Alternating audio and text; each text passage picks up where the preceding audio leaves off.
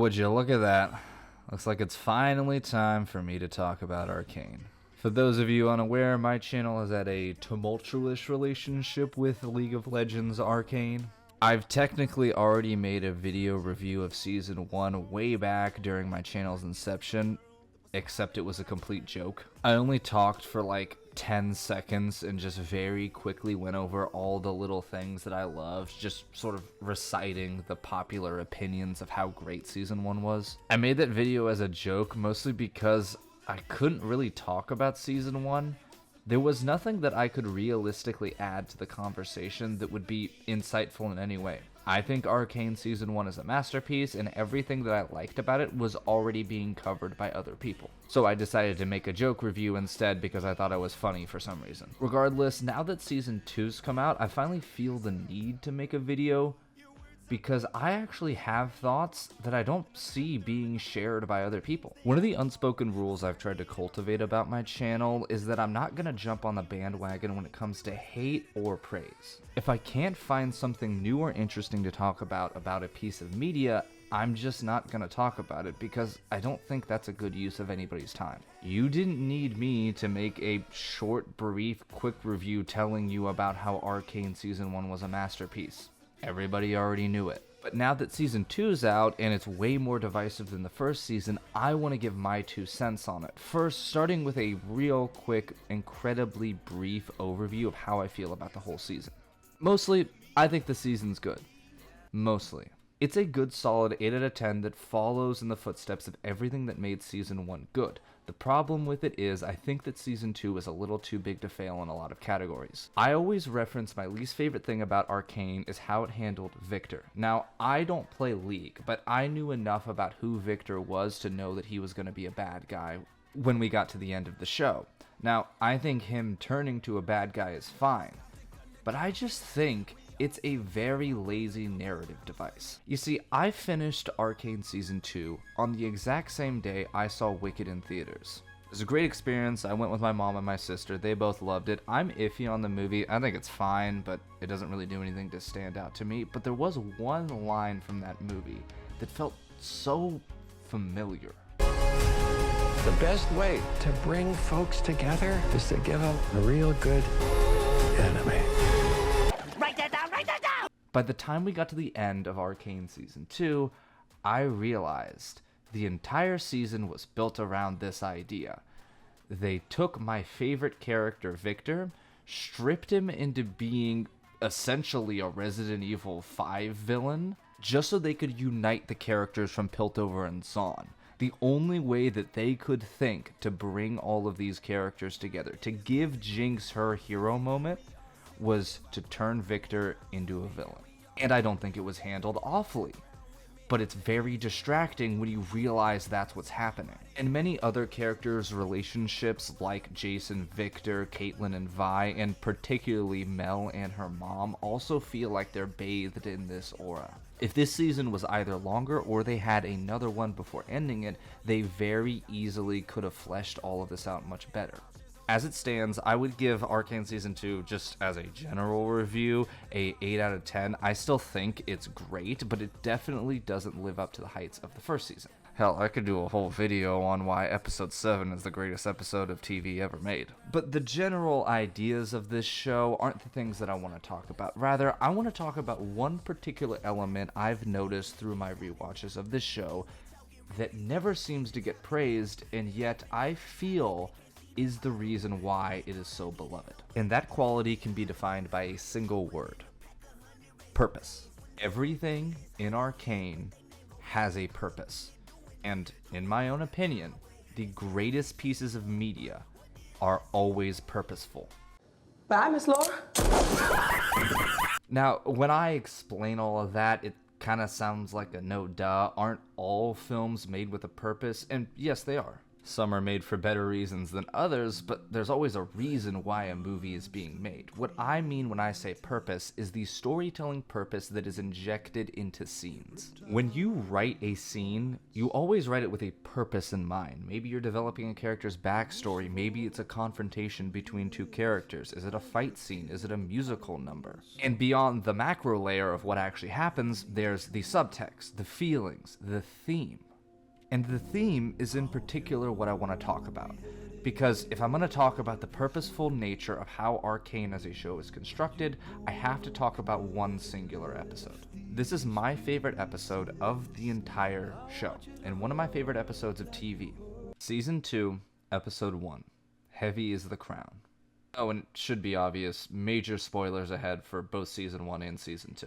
The events of Heavy is the Crown take place right after Jinx's attack on the council. We get to see Jace and Mel somehow surviving the attack, and Jace runs to protect Victor. Several counselors are injured, and several more are dead, including Caitlyn's mom. The episode then follows a pretty simple 3-act structure, in which Act 1 involves setting up various character conflicts and relationships that will be important for later in the season, like the friction between Mel and her mom, as well as the burgeoning romance between Caitlyn and Vi. Act 2 explores these relationships further as we get to see even more characters explored through this lens, such as Jace and Mel dealing with what happened to Victor. And Act 3 culminates in a climax in which some of the Zon Chem Barons attack a memorial in Piltover for Jinx's attack, and it ultimately ends with our 4 principal characters, Mel, Caitlyn, Vi, and Jace, all coming into agreement that they can't sit by and let Zon do whatever they want. Each one of them must do something they personally find repulsive in order to find justice. Jace must use his hex tech to make weapons, which is something he swore not to do. Vi must join up with the Enforcers and put on the badge of the people that killed her parents. Caitlyn must take up the Kiriman mantle and earn a title that she doesn't think she's worthy of. And lastly, Mel must budge on her pacifist ways in order to send troops into Zon to protect her people. This climactic final scene is, in my opinion, what this episode is really about. Sacrifice. This is very obviously shown through our main characters and how they must sacrifice various parts of themselves in order to do what they believe is right. And this idea, this theme, this central concept of sacrifice is what the purpose of this entire episode is about. So every element of this episode is about sacrifice and loss. This isn't just seen through the dialogue or the character choices. Look at the way the camera is framed. One of the most powerful tools the animators use throughout this episode is the concept of negative space, emphasizing the empty air around our characters. In Act 1 and 2, this negative space is used to emphasize the empty feeling that loss can have on a human being.